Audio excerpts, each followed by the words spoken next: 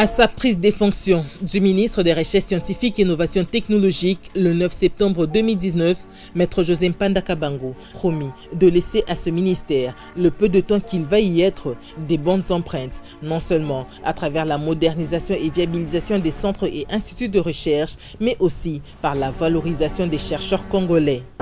Un ministère que moi j'estime socle du développement de tous les autres ministères, puisque je considère que c'est un ministère qui doit être transversal. Je voudrais laisser les empreintes, de nouvelles empreintes. On va se battre. Mettons-nous au travail.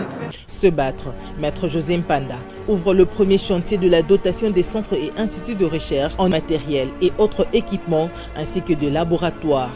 Le premier centre à être servi, c'est l'Observatoire volcanologique de Goma, OVG.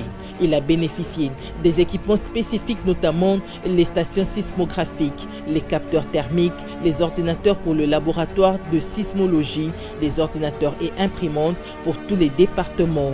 À ce jour, l'OVG dispose des laboratoires qui, grâce à l'action du président de la République, répondent sans faille aux standards internationaux. Maître José Mpanda est parvenu à automatiser la gestion des volcans des Virunga par l'OVG. En effet, à son arrivée à la tête de ce département gouvernemental, ce warrior de Jean-Michel Samalukonde Kyenge avait jugé peu décent et souverainement un scandale que le véritable contrôle et surveillance de la vie des volcans Nyiragongo et Nyamulagira depuis tous les régimes politiques passés se fasse à partir d'un serveur placé à Luxembourg en Europe et géré par le Centre européen de géodynamique et de sismologie ECGS.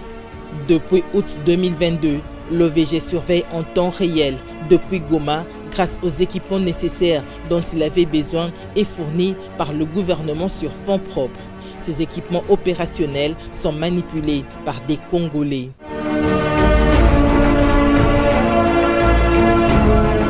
Fini donc la dépendance vis-à-vis de l'ECGS de Luxembourg grâce à Maître José Mpanda. Le Centre de recherche géologique et minière CERGEM, l'Institut de recherche en sciences de la santé IRESSES, le Centre de recherche en sciences appliquées et technologiques CRSAT et le Centre de recherche agroalimentaire CRA de Lubumbashi ont été dotés des matériels de pointe spécifiques à chacun d'eux, acquis sur fonds propres du gouvernement. Le CERGEM, par exemple, bénéficie d'un spectrophotomètre AA complet et ses accessoires, d'un four de laboratoire minimum 1300 degrés Celsius et de 2 étuves.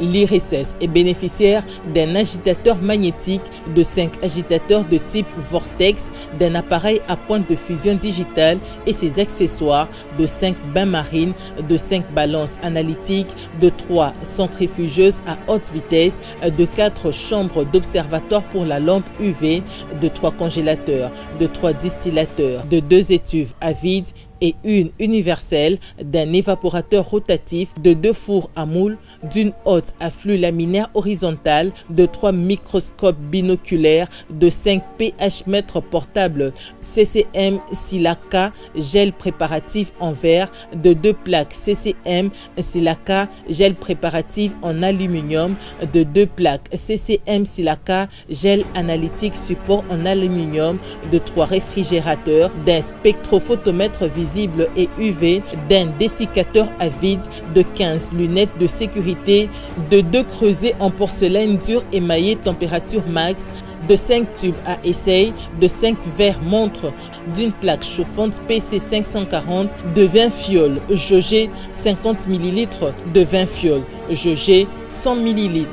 Le CRA a eu un incubateur bactériologique, un autoclave vertical pour stérilisation, une haute à flux laminaire, une balance analytique, d'un multiparamètre avec accessoires, une centrifugeuse, un bain-marie couvercle pupitre avec régulateur de niveau, d'un microscope, d'un distillateur, d'un homogénéisateur, de 3 micropipettes à volume variable autoclave 100 UI à 1000 UI, de 3 micropipettes variables autoclave 10 UI à 100 UI et d'un spectrophotomètre d'absorption automatique. Quant au CRSAT, il a eu 4 agitateurs Top Plus Mix 2, un agitateur magnétique, un spectrophotomètre UV, 3/6 cuves, 3/6 cuves, un spectrophotomètre UV visible, une haute afflux laminaire horizontale, une centrifugeuse, une étuve à vide et un régulateur thermique, un pH-mètre de laboratoire, un viscosimètre,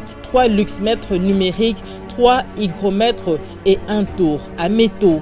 Témoignage du professeur Dieudonné Niemboué, directeur général de l'IRSS. Et ça, c'est vraiment une grande bénédiction pour notre institut, parce que ça fait très longtemps que nous étions en train de nous plaindre pour la qualité du matériel de laboratoire que nous avons.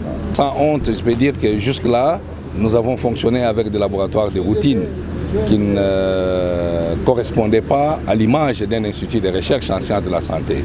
Et je pense qu'avec ces lots, et si sous le leadership de l'excellence José Mpanda, nous arrivons aussi à réfectionner les laboratoires, je pense que nous pourrons être en mesure de travailler sans complaisance et être compétitifs comme un institut de recherche dans le secteur de la santé. Le professeur Valentin Kanda, à l'époque directeur général du CERGEM, n'avait pas manqué aussi de témoignages positifs. Nous venons d'obtenir ici un spectrophotomètre d'absorption atomique qui nous permettra de faire des expertises de qualité au niveau de nos échantillons de roches, comme je l'ai dit. Et si mon souvenir est exact, le dernier appareil, le dernier spectrophotomètre que nous avons eu date des années 70 grâce à la coopération allemande. Mais il a fallu attendre le pouvoir actuel pour que nous puissions entrer en possession de nouvelles appareils. Vous comprenez ma joie et mon émotion. C'est sous José Mpanda que le Commissariat général à l'énergie atomique, CGA, a été doté par l'Agence internationale de l'énergie atomique, AIA, d'une caméra gamma placée aux cliniques universitaires pour la détection et traitement du cancer. Toujours pour le compte du CGA, il s'investit pour la construction du centre radiothérapique, un grand projet de plus de 13 millions de dollars américains qui vise l'innovation dans la médecine nucléaire pour le traitement des cancers et autres tumeurs.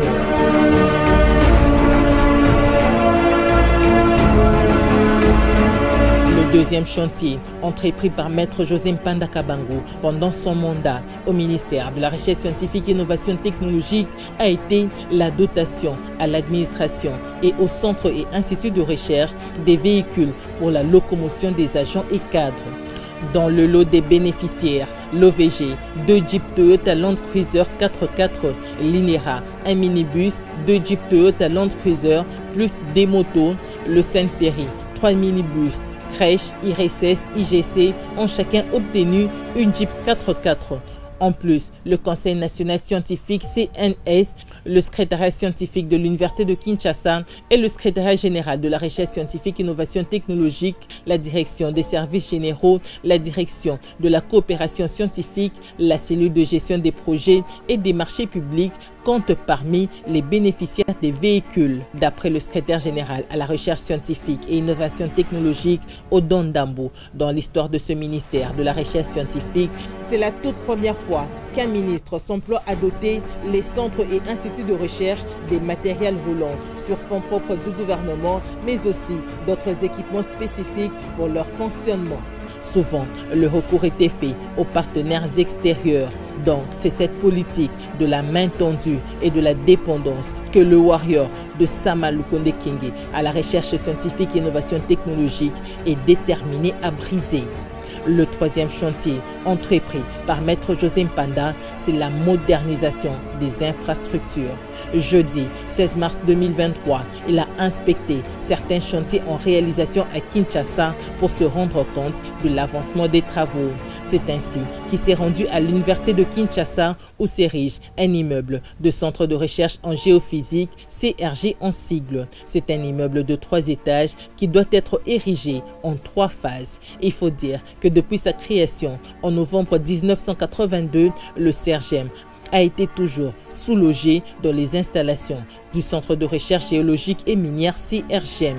C'est avec Maître José Mpanda que le CRG va pour toute sa première fois avoir son premier siège. Ce bâtiment de 3 niveaux qui est construit par l'entreprise de construction, reconstruction et réhabilitation des bâtiments Korereba pour un montant de 513 781 $ américains, comprend dans sa première phase au rez-de-chaussée une grande bibliothèque, une salle de conférence, 2 halls d'entrée principale et secondaire avec un vide mezzanine, une salle d'analyse, 10 bureaux climatisés pour les services administratifs et techniques, 6 blocs de toilettes modernes, 2 couloirs de circulation situés dans les 2 ailes du bâtiment, 4 cages d'escalier dont 2 situées dans le hall d'entrée et 2 autres sur les 2 ailes gauche et droite du bâtiment et 2 préaux situés dans les 2 entrées du bâtiment sur les façades principales et postérieures du bâtiment. Sur place, le ministre des Recherches scientifiques et innovations technologiques a constaté que les travaux du premier niveau de l'immeuble sont à l'étape de finissage, mais seulement il n'a pas apprécié la qualité du travail et a recommandé la constitution d'une commission ad hoc pour l'évaluation du devis et des dépenses effectuées pour des corrections éventuelles. Le deuxième chantier visité, c'est celui de l'hôpital de Mabanga au quartier Yolo, spécialisé en la recherche et traitement des personnes atteintes de drépanocytose. Ici, après la démolition totale de l'ancien bâtiment le 13 février dernier, c'est le travail de fourmi qui est en train d'être abattu par la société libanaise BBC. Les responsables de cette entreprise promettent, vu l'urgence d'hospitaliser les malades, de livrer un immeuble R+1 très moderne au plus tard octobre prochain.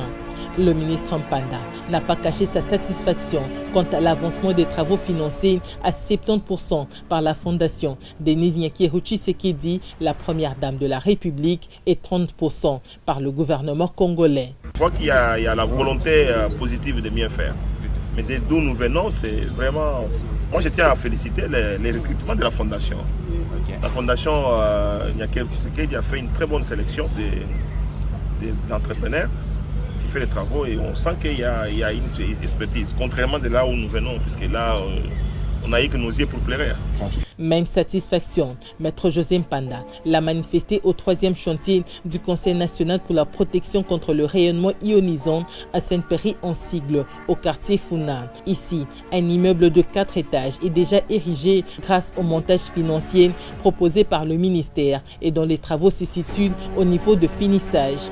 Cet immeuble, né sous le cendre d'une petite bâtisse démolie, permettra de contenir tous les agents du Sainte-Péry qui étaient en souffrance des locaux et dépensaient beaucoup d'argent pour le loyer. Un bon travail, nous pensons qu'on va pouvoir se battre rapidement avec les comités de gestion pour qu'on voie comment il faut arriver à meubler aussi et même arriver à terminer rapidement pour qu'ils puissent ne pas être locataires. On a trouvé Sainte-Péry qui n'avait pas de locaux et là c'est notre initiative personnelle. Je tiens sincèrement à encourager, à féliciter les comités de gestion pour cette initiative qui est bonne sous notre égide. Le ministre José Mpanda a bouclé son inspection au Centre national de télédétection au croisement des avenues Batetela et Loubefou dans la commune de la Gombe. Ce centre, qui était sous-logé à l'immeuble Sémois depuis belle lurette dans quelques locaux du cabinet du ministère de la Recherche scientifique, a pu obtenir, grâce aux efforts de Maître José Mpanda, cet immeuble en pleine réhabilitation. Le prochain centre à être modernisé, c'est l'Institut géographique du Congo, IGC, envahi maladroitement par les privés qui l'ont transformé en une sorte de centre commercial. À l'IGC sera érigé dans les tout prochains jours la Cité de la Science. L'option qui a été levée par les gouvernements, l'option qui a été levée par le président de la République de valoriser, de moderniser les centres ainsi de recherche a commencé. Et nous allons pouvoir y aller à l'IGC, ce qui va se faire avec Sekerico. C'est une option du gouvernement, ce n'est pas une option du ministre. C'est le gouvernement qui a décidé au sein du Conseil des ministres. Et les décisions sont prises à ce niveau-là. Et nous faisons exécuter les décisions du Conseil des ministres. On va y aller partout, au niveau du CERGEM, on va aller au niveau des crèches, on va aller au niveau de l'INERA. Partout où il y a la modernisation et la valorisation, on va les faire. Et là, je profite pour réitérer les messages qui avaient été donnés par le secrétaire général, d'appeler tous ceux qui sont intéressés à gagner les marchés au niveau du ministère de la Recherche scientifique. C'est ouvert à tout le monde. Donc on a comme l'impression qu'on ne privilège que les expatriés. Non, tout Congolais qui a la volonté de pouvoir gagner les marchés, le ministère de la Recherche scientifique est en marche vers le soutien du développement et même de la vision de Tshisekedi pour que nous puissions revaloriser moderniser le centre ici de recherche. D'après les maquettes de la société Sokeri Kossarl, des immeubles, l'un de 7 étages et l'autre de 11 étages, seront érigés dans cette concession de l'IGC. Contrairement aux mauvaises langues réfractaires à la modernisation et l'innovation et qui diabolisent ce projet, il faut rappeler et rappeler encore que cette concession de l'IGC n'a jamais été vendue, mais elle est plutôt mise en location. La décision de rénovation et modernisation de ce centre et institut de recherche relevant du ministère de la Recherche scientifique et innovation technologique avait été prise lors de la 45e réunion du Conseil des ministres tenue en date du 18 mars 2022. Il s'agit de procéder par des partenariats publics-privés à l'exploitation en location des terres des centres et instituts de recherche qui en disposent à travers tout le pays en vue de les valoriser. Après l'IGC, le Centre de recherche en sciences humaines, crèche, le Centre de recherche géologique et minière, CERGEM, le Centre de recherche agroalimentaire, CRA Lubumbashi, le Centre de recherche en sciences naturelles, CRSN, Luiro, le Centre de recherche en hydrobiologie, CRH Uvira et l'Institut national pour l'étude et la recherche agronomique, INERA, sont aussi concernés par ce projet de modernisation. La charge de continuité que devra prendre l'actuel ministre de la Recherche scientifique et innovation technologique, Gilbert Kabanda Kourenga. Outre ces réalisations, Maître José Mpanda, qui quitte le ministère de la Recherche scientifique et innovation technologique pour celui de l'agriculture, se réjouit d'avoir doté le monde scientifique congolais du document de politique scientifique nationale, d'avoir obtenu l'institution du Fonds national pour la recherche scientifique et l'innovation technologique, FNRSIT, 40 ans après sa création, d'avoir uniformisé le barème salarial entre le personnel de l'enseignement supérieur et ceux de la recherche scientifique, d'avoir résolu le différend sur les quotités entre le CGEA et le CNPRI, d'avoir également fait renaître l'INERA après 10 ans de léthargie, mais aussi d'être très avancé avec le projet d'acquisition par la République démocratique du Congo d'un satellite d'observation de la Terre, projet que son successeur, Gilbert Kabanda Kourenga, va parachever. Au ministère de la Recherche scientifique et innovation technologique, le nom de Maître José Mpanda Kabangu sera cité comme celui de feu Gérard Kamanda Wakamanda, qui avant lui avait pu laisser des empreintes indélébiles. Surtout, les agents de l'INERA retiendront que c'est grâce à la pression exercée par Maître José Mpanda Kabangu qu'ils ont pu récupérer leurs 2 immeubles en face de la clinique quinoise à la Gombe, occupés pendant plus de 40 ans par le ministère de l'Environnement sans contrepartie. Au ministère de l'Agriculture, il faut compter sur le management de ce warrior de Samalou Konde Kenge qui va faire en sorte que le sol prenne sa revanche sur le sous-sol comme le souhaite le président de la République, Félix-Antoine Tshisekedi Tshilombo, en vue de l'émergence et le développement sûr de la République démocratique du Congo grâce à l'agriculture.